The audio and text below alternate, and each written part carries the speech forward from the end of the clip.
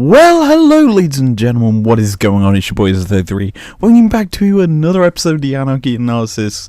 Today we're covering the grand finals of the EU Masters with Gamer Legion taking on RGO Rogue. It's the best of 5. Without further ado, let's jump into today's draft for this game. So, RGO Rogue are on red side, Gamer Legion are on blue, and let's kick off with the bands here, and I'm only going to mention a champion once in this entire series in terms of covering them and their basic abilities and tools, and we're going to kick off with these bands. Thresh, Akali, Heimerdinger, Heka, Graves and Skarner, all the bands in this phase. Let's go over them individually and our thoughts on them. So, Thresh is a big playmaking support. It's a big thing for RGO Rogue, is playmaker aggressive supports. They like having Timby on a very strong, aggressive, engage heavy support that can carry the game for his team by setting up so many plays and allowing his team to go through and win. He's this sort of support player that goes for the aggressors instead of the enchanters. And yes, you can say enchanters are good, and there is some good aggressive enchanters, but he likes these rough and tumble, I'm gonna hook you, I'm gonna jump on you, I'm gonna engage on you, stun you up, and make you unable to do things in the team fight. That sort of pick like Thresh, which has an engage hook, has a safety lantern that can obviously pull his AD carry back to safety, and the fillet to push people away as well. Having this tool being removed is a huge thing on Gamer Legion's side, and I love this ban overall. The Akali makes sense, it's risen to priority in playoffs in the LEC as this sort of very strong mid laner. It's a pick that's realistically seen a lot of play in the LEC in comparison to the LCS, and as a whole it's strong in terms of poking you down, harassing you through a lot of the laning phase once you get to Gunblade with that 9-point strikes from the Q. It's a very strong champion in terms of damage and executing targets. I love it a lot. As for the Skarner ban from Gamer Legion, it's very important this, and there's a reason why it happens. Essentially, the jungler for RGO Rogue, one of their big picks is a Skarner as well as a set. You remove the Skarner, it means he'll probably go to his set if it's available. And the Skarner is obviously more feared because you're essentially forced into paying the Skarner tags. It's a big thing. And I remember changing the name of the tags to someone else's tags because it's that important that you get it. Well, this is the originator of the tags thing of the QSS. Skarner, if you don't know, his ultimate, he just locks you up and then carries you off to his team. And why it's important to ban this, even though the Thresh is banned, is because in theory you could pair him with a Kindred. In theory you could pair him, not a Kindred, a Callista. You could pair him with champs like that that can make his kit very powerful, and he's very strong in killing off carries and bringing them out of the position they want to play. In a sense, making a team fight less back to front and more front to back if you're a team, because you're essentially going to be in your front line if you're a carry if Skarner gets a hold of you. Now, on the side of RGO Rogue, we have the Heimerdinger ban. This is kind of important, and it's a thing that people do against Hijanen because he is known worldwide for his Heimerdinger, and this pick never gets given to him because it's that powerful. He played this at Worlds and he was feared for it. It's a very strong pick, this Heimerdinger, and I know someone who is a Heimer one trick and they play at top.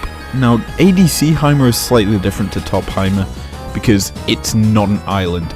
You see a lot of action towards this bot lane, and Heimerdinger in essence is a very strong minion killing push wave champion, and with the likes of Caitlyn and Tristana picks that love to siege, it's sort of the AP counterpart like a Ziggs that's very powerful, and you place the turrets down, it kills the wave quite quickly. You obviously have an E stun in your kit, and then you have the empowered ultimate that improves your normal core abilities and makes them very strong. It's a very good pick, and in my opinion, it works extremely well if you're a team that wants to play for a sieging sort of meta, which is what teams have headed towards, with objective control being such a heavy thing. If you play the map, it means that you control certain areas of the map, and getting control over objectives is what teams look towards. Now, the last two bans from RGO Rogue side of things is the Hecarim and the Graves. Two jungle bans, two AD carry jungle bans.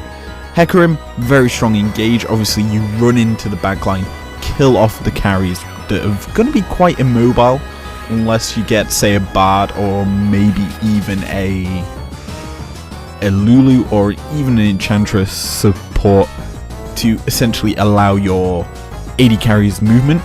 Hecarim is a ban that means that, hey, we don't want to play an Enchanter support, say, or a very protective support that can provide the utility to the ADC to move. And I like this because it means that you're essentially removing the backline threat, and you have to essentially front to back team fight. With Hecarim being banned out, you can't just run straight through your team and get into the backline and push them all way back into your team. So that is a big ban in my opinion, and as a whole will allow both teams to essentially play with a bit more of a tankier front line in terms of top laners.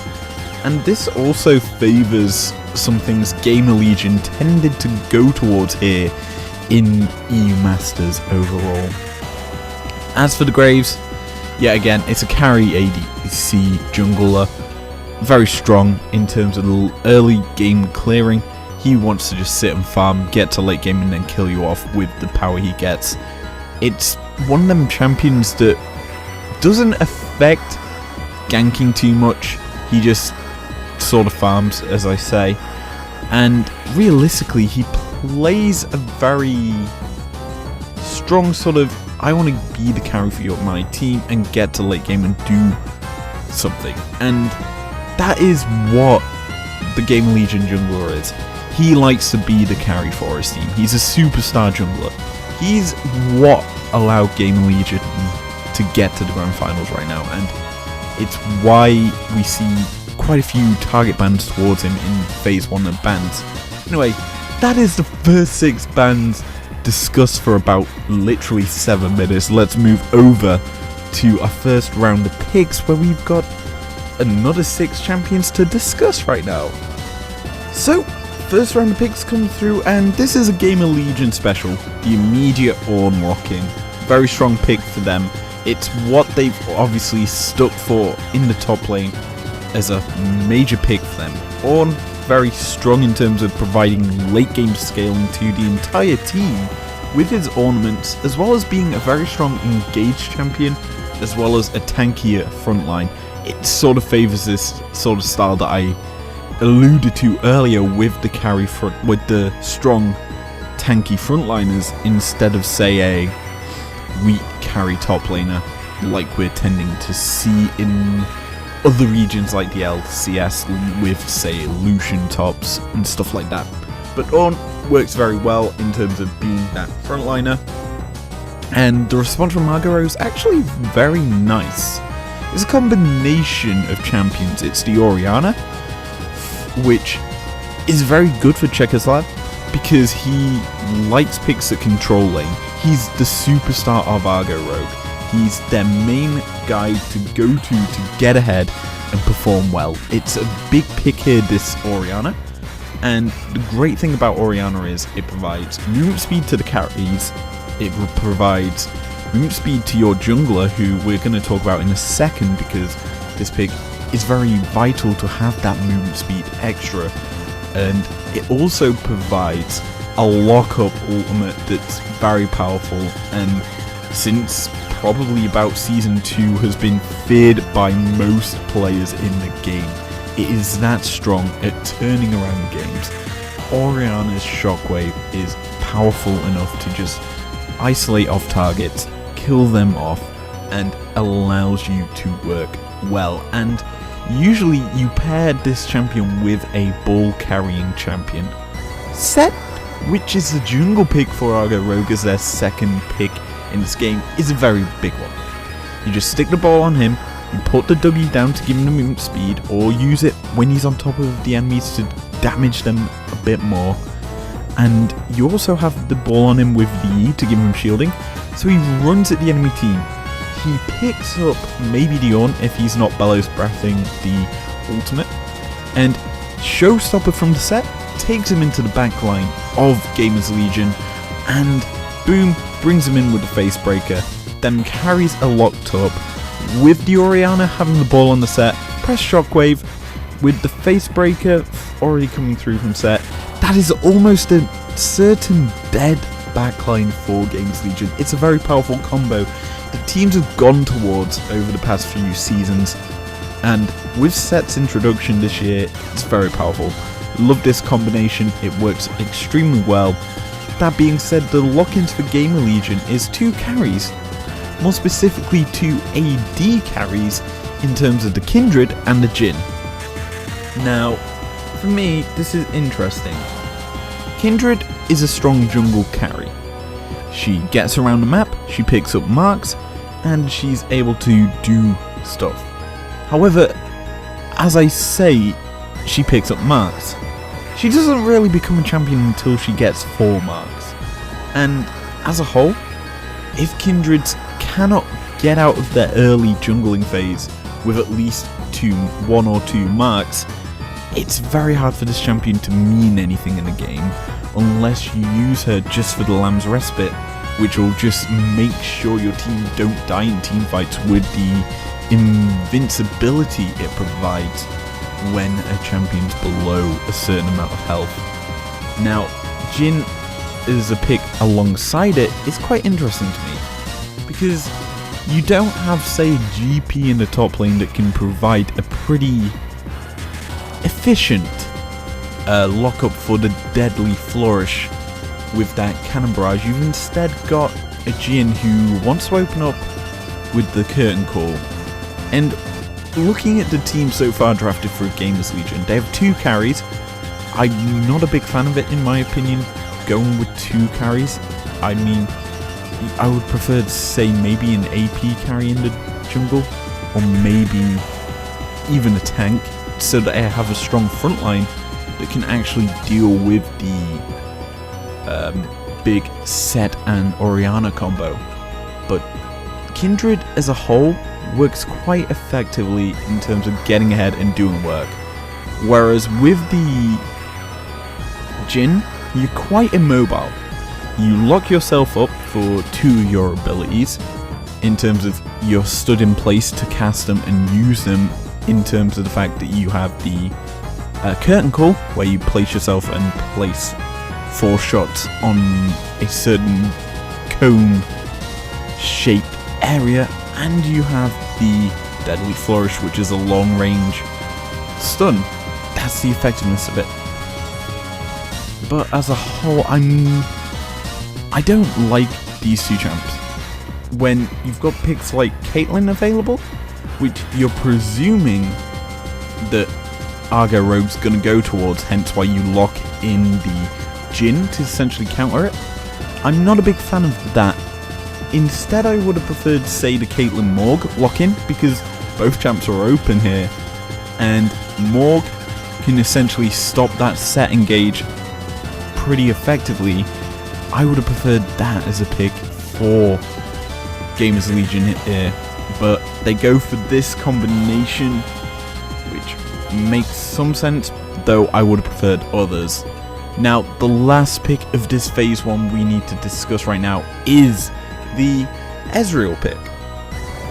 Yeah, makes sense to me, because Jhin obviously works extremely well into Caitlyn, so you don't realistically want to go with that pick.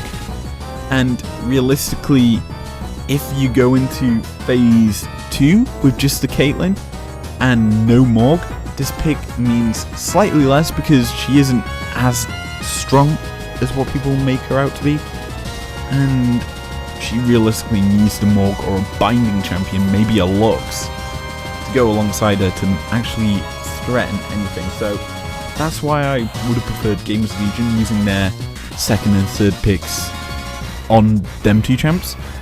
And obviously RGO Rogue going for this Ezreal. Very strong poke champion with them mystic shots. Just fires them in. It's also a very safe pick, and it makes a lot of sense into a Jhin who wants to go aggressive. More than likely we'd be seeing a very aggressive support from Gamers Legion to match the aggression from RGO Rogue. And realistically, I would think that this Ezreal is the smartest pick I've seen out of RGO Rogue so far, because you've got safety in your kit, you've got a lot of harassment, and you can essentially turn around a team fight with pretty much ease. Now, that ends the first round of picks. What do I think we'll see in towards these bans here? I'd expect some bans towards the support pool of RGO Rogue's support, because he has a lot of engage heavy champions still available to him. Obviously I'd expect maybe a Yuumi ban, though I don't think that's as important as saying aggressive support, though it is a very strong combination for the bot lane that you need to worry about if you're Games Legion. And as for RGO Rogue side of things, I'd probably target the mid lane bans, throw out a lot of AP mid bans, because you've got two bans here to remove big AP champions, and you look at the team drafted by Games Legion, they have two ADCs, so you guarantee pretty much the fact that Games Legion will probably have an AP mid laner, and they don't realistically build a carry support because that makes no sense to do. So you need to ban out AP mids. That's probably the safest thing to do. Probably maybe a Syndra, maybe a Vel'Koz, which was in Gamers Legion's semi-final series. There's a pick they went towards into an Orianna, I do believe, and won the matchup. So bans towards that make a lot of sense to me, and would honestly be the best options if you're RGO Rogue and Gamers Legion in terms of bans. So we kick off this second round of bans with the Vel'Koz ban. It's the thing that I alluded to for Gamers Legion's picks from the previous series, so it makes sense that RGO Rogue remove it from the mid laner of Gamers Legion. Obviously Vel'Koz is a very poke heavy mid laner, has a lot of range in his kit. Obviously the Q goes a long distance and also bursts outwards, does a lot of damage, and you've got quite a big combo of abilities with Vel'Koz. You land the Q, it slows them down, you place the W, and on top of that you place the E. It means that the target cannot escape from you, and you realistically can place another W down and go for your Disintegration Beam. That's the name of the ability I'm looking for. Go for that, and bish bash bosh, they go down to the floor pretty much dead, because the longer you're in the beam, the more damage it does. On the side of Game Legions now, we see the Rakan ban. I mean, I like it. Obviously, strong, heavy, engaged support that does a lot of work.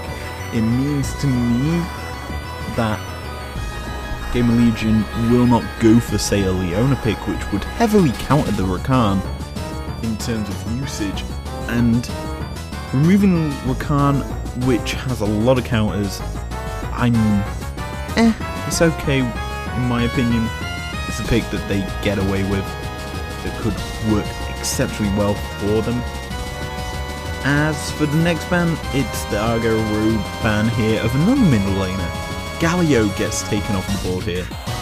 Strong, roam heavy mid laner, that has a taunt in his kit. It's a pick that they've gone to before, and in team fights, I don't know how you combine it too well. I mean, I guess you could use it with the Lamb's Respite from Kindred, in terms of the fact if Kindred gets caught out, you just place down the entrance from Galio, he comes in, give the magic shield over to Kindred while she's invulnerable, and have a massive splashdown onto the enemy team. it works, I guess, though I would have preferred maybe a ban towards, say, a Zoe, because you've got a Oriana. Ori into Galio is very favoured, in my opinion, to the Oriana, because it's a melee mid laner. A melee mid laner who wants to affect the map. You can keep him stuck under turret with Oriana because you just harass him with your orb, throw it at him. He's not going to be going anywhere near the minions because you threatened a shockwave once you get to level 6. I love this pick. I would love the Oriana pick because of that counter, though I don't like the ban of the Galio. Now the last ban we need to discuss is a very interesting one to me. It's the Malphite ban, and I'm thinking this is more of a support ban rather than, say, a top ban, because support Malphite provides the tank stats that top Malphite provides, and you realistically get the same usage. You use the Q to slow targets down, you also get the move speed to chase them down, you then use your W and your E combo, and you're essentially looking to burst out targets.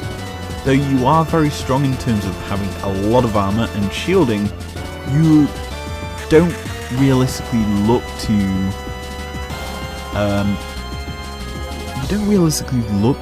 actually build full AP. You look to tank up, soak up damage.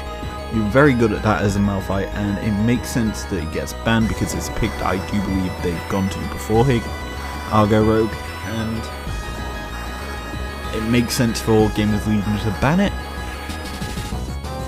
And yeah, these bans, though I'm not a big fan of the Rakan or the Galio ban, it makes sense to me why you'd go for these bans as a whole, though we should be expecting some big picks in terms of the ending of this draft. So let's round things out right now. We kick this second pick phase off with the pickup of the Scion for RGO Rogue. They're saving the support counter pick, and I like this, obviously with the top 4 Gamers Legion already being locked in phase 1.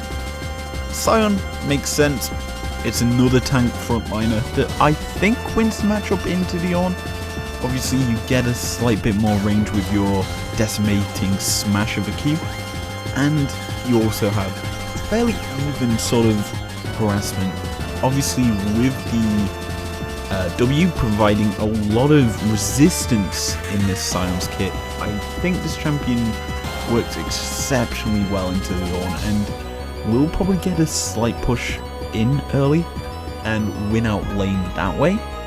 That being said, as a Scion, you're not realistically the pressure point on the map. You're the anchor for teamfights into the late game where you're just looking to burst out targets and do a lot of work. And with the sort of improvements to Titanic Hydra, this pick of the Scion, realistically with that item, will do a lot of work into this late game, and I love this pick as a whole for RGO Rogue. Now, the response from Gamers Legion to finish out their draft is an interesting one. For their mid lane, they go for another ADC, and it's AP, granted, because you can go the AP route, which they'll tend to go towards, which has a lot of power in the Cog mod. Cog has a lot of range and a lot of harassment with the living artillery. One thing he lacks is mobility. That's something that a lot of this Gamers Legion team lacks, is mobility. You have a very immobile Jhin, you have a very immobile Ornn, you have a Kindred that yes can hop around a bit, but it isn't the most mobile of options.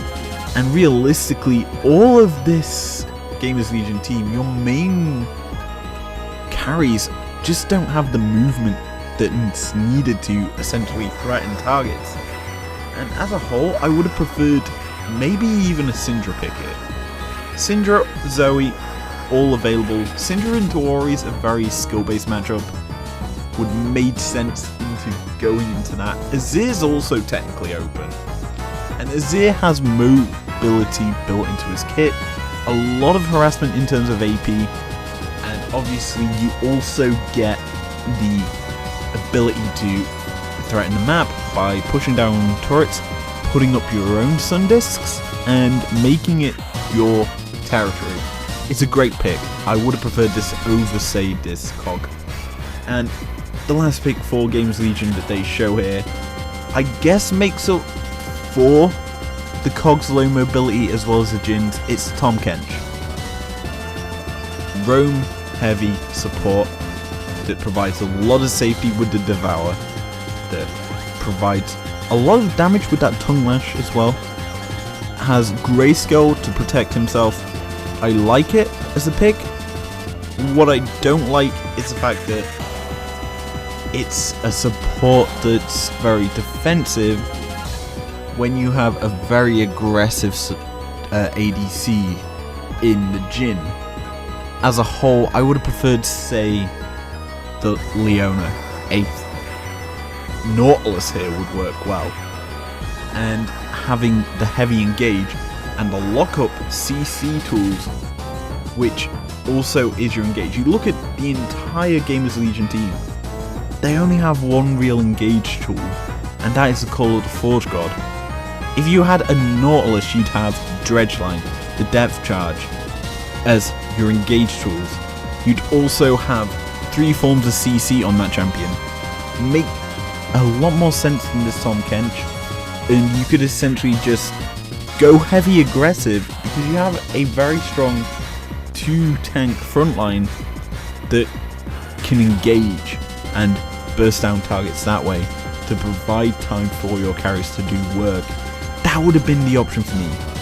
Instead, we get this TK, who's going to be very defensive and only realistically be there to provide safety, not be an engage tool.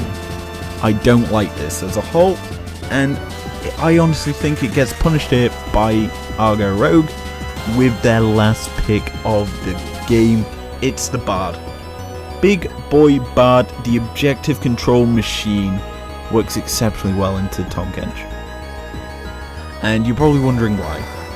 Well, you've got a Q that stuns when it hits 2 targets or hits a target in the wall. What does Tom Kench do? He devours people. What does that mean? Oh, well, if you hit a Q onto one person and he's gonna eat them up, oh wait, he's put them into his belly, they are unable to do anything. Oh, I know, let me chuck out my Temper Fate here as a Bard. Stun up the Tom Kench with a person in his belly. Yeah, they're pretty much dead, aren't they? Because all the RGO Rogue team can come in with the movement speed from the Orianna. Boom, kill them off. Yeah, that's a 1-team fight here for RGO Rogue. That's the numbers advantage going over to them as well. Oh, we can go take an objective now. Oh, we can get something off of these picks that we get. It's the sort of thing that you need. Plus, you obviously can enable turret dives with the Tempered Fate, which can turn off turrets. It's a big pick, in my opinion, for RGO Rogue here. And it essentially, I feel, plays exceptionally well into their playstyle. And realistically, I feel that RGO Rogue's won this draft. Hands down. I've got a lot of issues with how Gamers Legion have drafted, in terms of the fact that they put so much priority on Ornn, and realistically could have gone for something else. That being said, draft's done. Let us jump into this game for our first teamfight breakdown since my PC's fixed.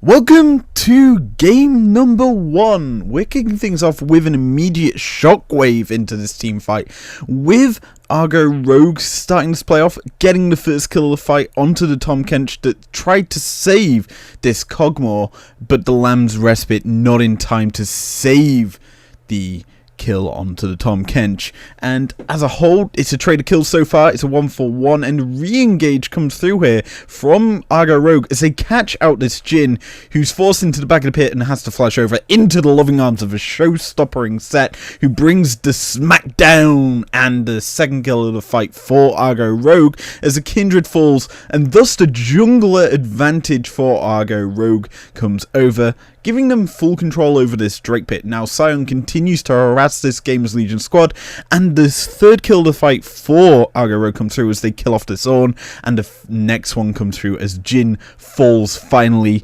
Kog'Maw manages to pick one up as a trade, though he gives up his life to this Orianna, who chases under the turret, getting a kill after her respawn TPing in. And as such, Gamers Legion kind of have nothing on the map. Soul points gained for Argo Rogue, a lot of turret damage and pressure over the Baron pit, and this is a whole gain situation for Argo Rogue, as it'll snowball after winning that fight into more and more things, and thus the first game of the series goes over to Argo Rogue, and they lead Gamers Legion 1-0.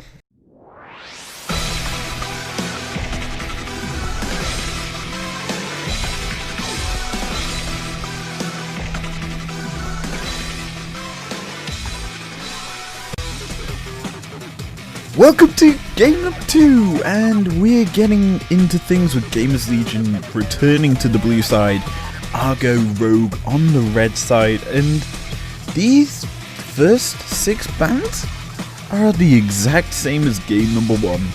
It appears to me that Gamer Legion are looking for that salty run back here, as they've not changed up anything here. And to recap the bans that happened in game 1, it's Thresh, Akali and Skarner, banned out by Gamer Legion, and it's Heimer, Hecarim and Graves, banned out by Argo Rogue. Now, these bans stay the same, and what do you know, the first pick of this game stays exactly the same. The Ornn gets locked in for Gamers Legion. They play such a high priority on that top lane pick, and I don't know why. Yes, it's probably one of the safest options for him in top lane, but it makes no sense to first pick it, as it gives over this amazing combo once again to Argo Rogue. It's the Ori and the Set, once again returning to Argo Rogue, and here's the first change up. The response from Gamers Legion is the Kindred, which returns, but the Vel'Koz comes through. That is a big change up, as Vel'Koz is a champion that has a lot more agency, it has a lot more range, and it actually is a surprise that it comes in here instead of getting through to the second ban phase where it's eliminated from contention for Gamer Legion. So they pick it up now, get a first actual counter pick matchup for themselves, instead of obviously doing what they did in game number 1, where they allowed this pick to get banned out and have to play a very weak mid lane matchup for themselves. Now, to end out this first phase, it's once again the return of the Ezreal to Argo Rogue. That gets locked in, and you can kind of tell that Argo Rogue want to play safe bot side. And what's interesting to note here is Vel'Koz is technically a flex pick for Gamer Legion, because Hijarnan can play this pick and so can Knight, so they can essentially just flex it between the 2 roles, and hopefully we get to find out where it's actually placed in their draft. It's a very interesting pick for GL, and realistically it provides different map pressure, I guess you would say. So this Ezreal pick makes a lot of sense because it's very safe.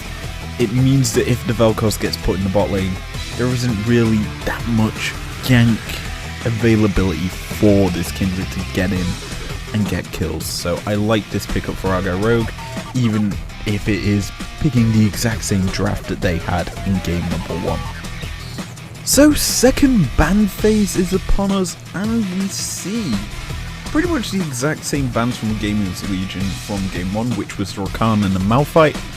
They're not allowing playmaking supports for Tinks in that bot lane, so makes a lot of sense Timby does not get that big pick that can engage like the Mouth or the Rakan. As for the Argo Rogue side of things, they keep the Galio ban, but the biggest change up here is the Jace ban. And this makes sense to me because he is a solid AD pick, and Diorn, while it's more than likely going in the top lane, could be flexed to mid and have the Jace play top side, and Jace technically could be played mid. It's a strong AD pick. Lucian though would have been probably a better ban in my opinion. Granted, it is quite squishy as a pick, and realistically that ban would have made a bit more sense because it's a flexible pick still technically, because it could be played top, it could be played mid, and you kind of make this Gamers Legion draft still unpredictable if you are Argo Rogue, so you can't realistically lock it down. So Jace makes less sense than the Lucian ban, but hey ho, what do you know, the first pick of this phase is going over to Argo Rogue, and they secure for themselves the Gangplank. Makes sense to me because it's a safe blind pickable top, and with Ornn's position still not technically known, though it's more than likely locked in that top side, GP still performs exceptionally well into Ornn, and obviously with the global pressure this ultimate champion has in the Cannon Barrage, it makes sense to go with this when you look at the Gamer Legion team. When the Vel'Koz activates his disintegration beam, you just chuck the Cannon Barrage on top of him, he's going to be chunked out while he's either going to have to cancel his ultimate or just stay in and take the mass amount of damage from the Cannon Barrage from GP. So I love this pick as a whole for Argo Rogue. That being said, the next pickup is Gamers Legions, and they go with the Aurelia. Now, since 10.15, this champion's been getting buffs, and I put it on my Twitter saying I expect this pick to rise in priority when it comes to Worlds, and on the Worlds patch it's going to be very powerful, and realistically you've got to know that it's going to do a lot of work. It's got a lot of attack speed, does a lot of damage, the Deadly Flourish is great, the ultimate received a buff in terms of the slowdown on when you're hit by one of the sides of the blades. If you hit one of them, you're essentially slowed down even more. It's a huge buff, and I love this pick as a whole. And what's more, the last pick for Gamers Legion is not the Tom Kent. It's not a safe pick. It is the Nautilus. I wanted this pick because it makes this team have an engage button, and with a Kindred you need an engage button in order to actually get fights going for yourselves. And yes, the Aurelia is a big pick, but how's she going to get in a fight without anyone being able to provide her a isolated target to jump on to get herself into a fight? And I love this pickup for Games Legion, though it is responded with the counter pick sport, which is Leona. And Leona, very strong, obviously has been considered a counter to this Nautilus, because you can obviously use your ability to essentially jump over the Nautilus with your Zeref Blade, jump over the top of him. If he can essentially counter that though himself by using his Dredge Line to essentially knock you back. That's the one counter that Nautilus has to Leona, though Leona is very good at locking down this sort of team that Gamers Legion has drafted. And technically, you've got two big counters and combinations on this Argo Rogue side, as you can drop the Solar Flare from Leona on top of the Vel'Koz while he's ulting. He's locked in place still because he's ulting. And then you have the Cannon Barrage over the top. You combine them two abilities. That's going to be a massive amount of damage coming out from this lineup, and you don't even need to have two champions there to get a massive combo. That being said, I feel this draft's a bit more even than what it was in game number 1. There's a bit more playmaking agency on Gamers Legion's team. They've got engaged now. As for Argo Rogue, they've kept fairly the same draft, and I like the adaptations that they made. Sion getting dropped for GP, they've got a bit more damage into that top lane, and with how they want to play this, you can honestly see that this GP is going to be a bit more impactful than the Sion. Leona I prefer over the Bard in this situation, because Bard doesn't have the same sort of CC and lockup that the Leona provides, and with the Leona going into this Vel, you'd honestly favour this Leona matchup. And yeah, these two drafts have been completed. Let us get into game number 2, where we may see Gamers Legion go down to match point.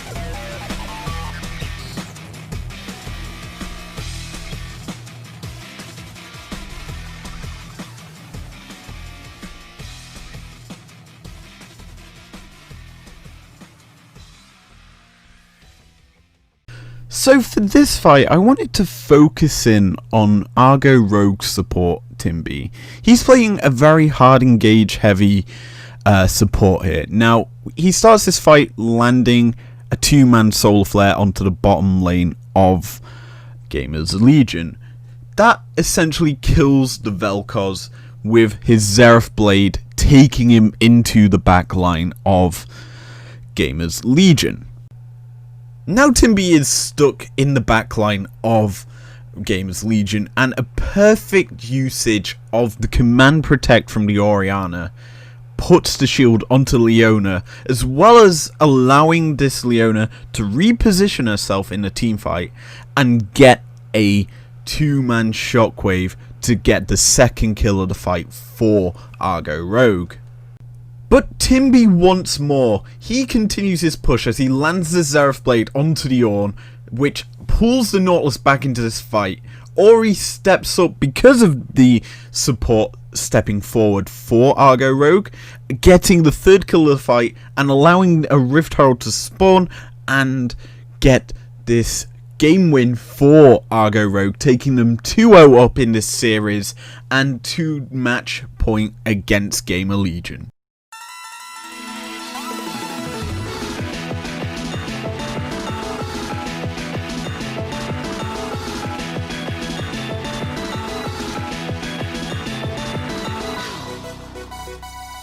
It's game 3 time, possibly the last game of this series, and we have RGO Rogue on the blue side for this game.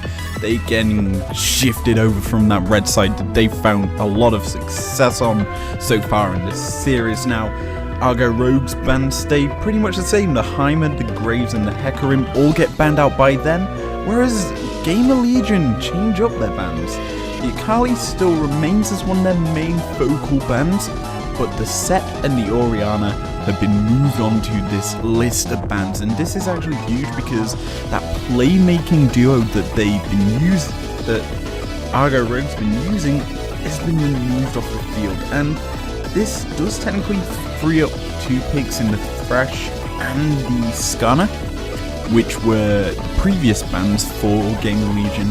But I like this change up. It means that there's not that same aggressive duo that RGO Rogue has gone to time and time again to actually secure themselves wins, and it makes a lot of sense to me that they get removed out here, and as a whole it makes it a bit more interesting in terms of how these two teams can play. Now, I'd expect the probability of a first pick mid laner here for RGO Rogue, if not maybe a jungler. They like to preference their jungler quite a lot with that Set and Skarner picks they've gone towards, so it's going to be intriguing to see how Gamer Legion adapt to it. And what we actually end up seeing is the Skarner pickup here for RGO Rogue, and that does essentially put Gamer Legion in a bad situation in terms of itemization. It does mean they have to pay the Skarner tax in order to survive. That is something that you need to realize when you pick up this pick, is how prevalent it is at securing up targets, bring them into his team, and playing around it. Now, the Orianna isn't available for RGO Rogue to essentially have a full-on lockup of it, but there is other options they can go for. Now, Gamers Legion, once again, prioritizing the Ornn, getting him for the top lane matchup. I don't know why they keep focusing the Ornn pick, because I don't think RGO Rogue realistically would just pick it up. That being said, the next pickup is one of the picks that was banned out for the previous 2 games, it's Thresh. And this makes some sense because it's a playmaking support that provides utility to the ADC as well as the rest of his team. He's very, very good at playing safe. This is something that Gaming Legion needs, is this engage tool that also provides safety. It's a key, big thing because RGO Rogue's just been able to dive onto the backline and be very, very threatening with their combinations. And with the Caitlyn and Morgana bot lane locked in here for RGO Rogue, this bot lane matchup is looking pretty bad for Gaming Legion now because they've been counter-picked quite considerably because Morg absolutely counters Thresh, and that's the thing that's happened throughout this entire series. RGO Rogue have counter-picked the support matchup every single time, and this is a huge thing because Morgana, very big pick, has a lot of harassment with the Q. It means that you can get locked up. You can combine that with the traps from the Caitlyn, getting more headshots, and the 9 caliber net as well. That's almost certainly a dead carry if that combination lands in later game teamfights.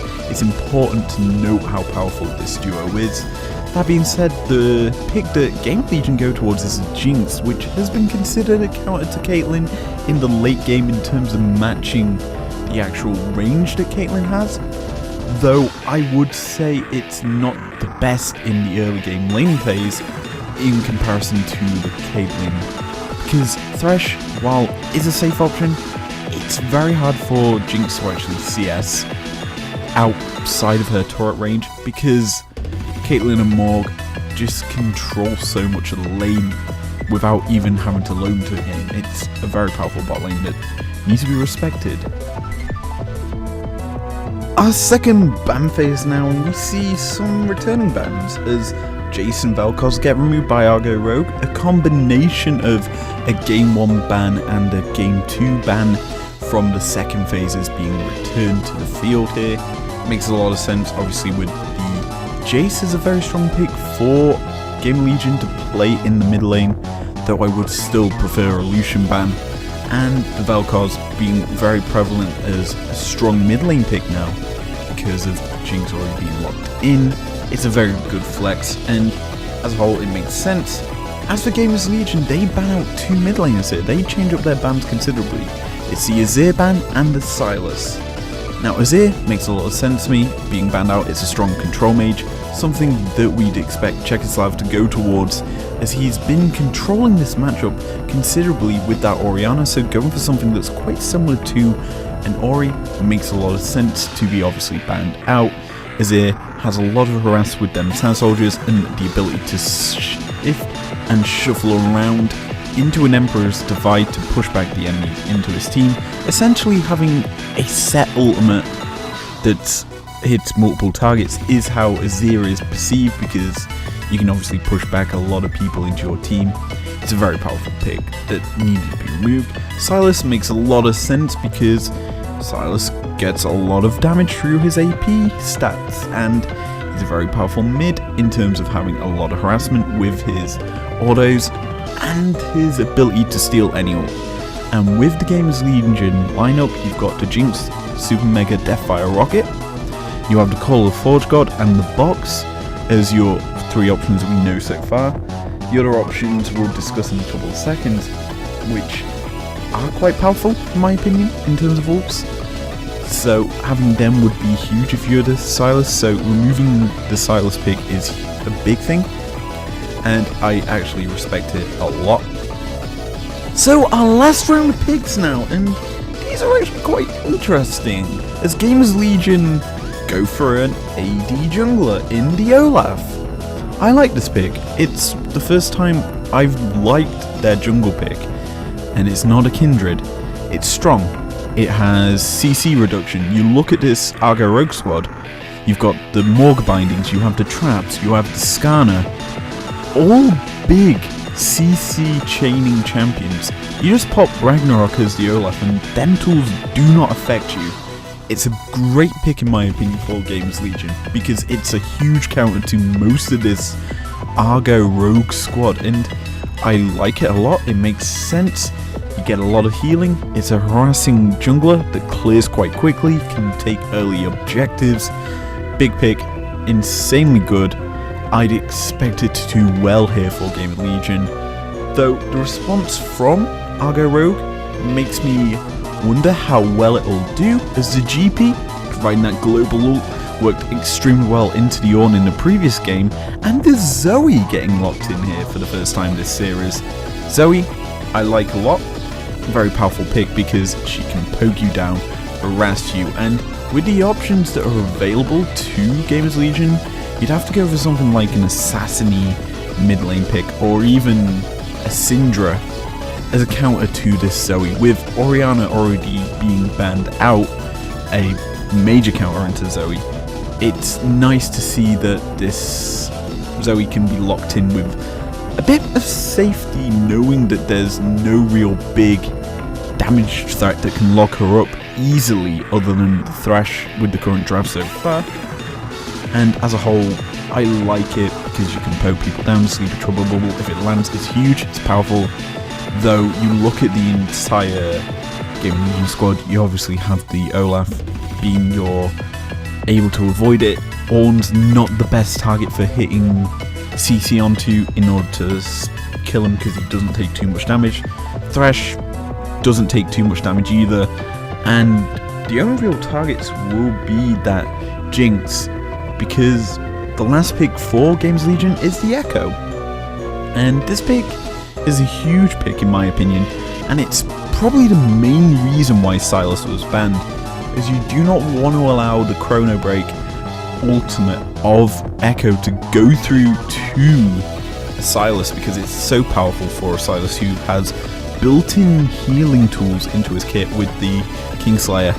It's a big champion here for Games Legion. It's an assassin, jumps on top of Zoe, it's very powerful, can get out and away from sleep trouble balls with quite a lot of ease because of his evasive tools, and I think it's going to control that lane matchup slightly more than what the Zoe will for the latter part of the game.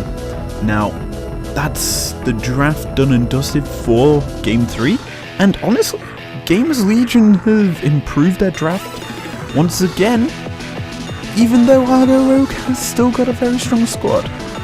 Now, that's these two drafts covered. Let us get into game number 3, where we could possibly see the end of the new Masters.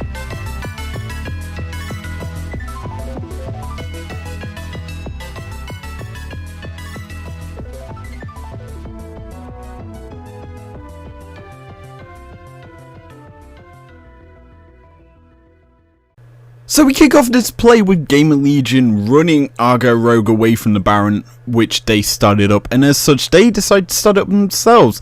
They go straight on it and attack it. Now RGO Rogue know this is happening thanks to that blue trinket placement, and here comes a death sentence, goes wide while the ace in the hole hits Hijanin, and the paddle star combo with the sleepy trouble also hits. This forces Gamer Legion to actually disengage while trying to reduce casualties, and they lose their jungler here, which is a huge one, and that essentially means that Gamer Legion cannot contest this Baron take that Rogue start up once again. They go in, take the Skarner Spire, start it up. Now Gamer Legion still try and contest this. They walk the 4-man unit into this pit, and they have no ultimates to stop it, and the death sentence lands onto jungler, and Gamer Legion try and burst it down. Now the Baron goes over to the Skarner, who picks up immediately and flashes over the wall, using his ultimate, pulling in the Echo into the trap line and getting the second kill of the fight for RGO Rogue, which is a big pick. Now the Dark Passage pulls on to safety, and the 3-man unit of Gamer Legion escape RGO Rogue. All 5 members get out as well with 3 low health bars, and get the Baron on top of it, allowing them to win game number 3 and win this entire series, making this probably the best showing at NEU Masters a Polish team has ever had. They picked up the first ever game win in a grand finals for the region. The region is back-to-back grand finalists in terms of EU Masters, and this RGO Rogue team pick up the first trophy for the Polish League. Huge congratulations to this squad. My standout performer for this entire series was Timby in the support role for this RGO Rogue squad. He plays phenomenally. I honestly think that he would be a standout performer on most LEC teams, and in my opinion, if we look at the LEC teams that are in need of maybe a big support pick or a support player, I'd say he'd fit quite nicely on the Origin squad in 2021, and that would be my opinion. I know that Origin are, well, Jack Troll's been looking, has had his, he's said that he's interested in looking at other clubs to join and orgs, and in my opinion, I think that Timby would work quite well. Checkers Lad is another big performer. I know he performed well in the semi-final series for RGO Rogue, and he played phenomenally in this series as well.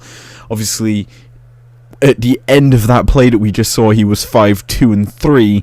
He dominated that matchup in my opinion, and I think he's probably the best mid laner in the EU Masters this summer. As for the rest of the team, I honestly think that the entire roster, if it was put into the LEC, would probably finish about 5th or 4th as a regular split placement. Playoffs, maybe make it into the quarters. I know how dodgy the system or actual round system the LEC is in at the moment. It's a bit weird on knowing what round you're in. But yeah, I honestly feel that this RGO Rogue squad played phenomenally in this series. As for Gaming Legion, I could say a lot about their drafting. They place such a high priority on Ornn that doesn't need to be placed, in my opinion. Yes, it's your top laner's best pick, and it's what he's known for, but realistically, he doesn't get it banned out against him. Obviously, you've got a player like Hijanen on your squad who gets target banned because he has that world-famous Heimerdinger. He gets banned out for his big pick. The Ornn does not get banned out.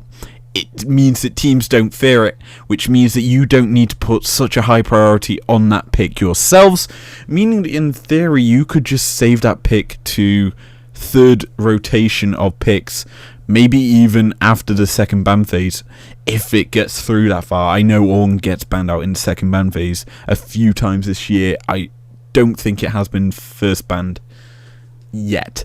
Now, in my opinion, the rest of this series I don't think was the best for Rabble, who was the superstar carry in their previous games. I know this region or this team eliminated pretty much all of the French squads, the teams that do phenomenally, and they eliminated LDLC in the semis, which, spoiler alert, won the spring EU Masters. So they stopped back-to-back finals for LDLC, and this squad, in my opinion, is the French killer, and this game and series just was not theirs to win. RGO Rogue stepped up phenomenally, and yeah, that ends this video. It's my first serious breakdown since my PC breakdown. A different sort of breakdown there. And yeah, that's gonna be it for this episode. If you enjoyed it, leave a like down below, subscribe if you're new if you want to, and I will see you guys later for, who knows, maybe Worlds videos. Alright, peace out.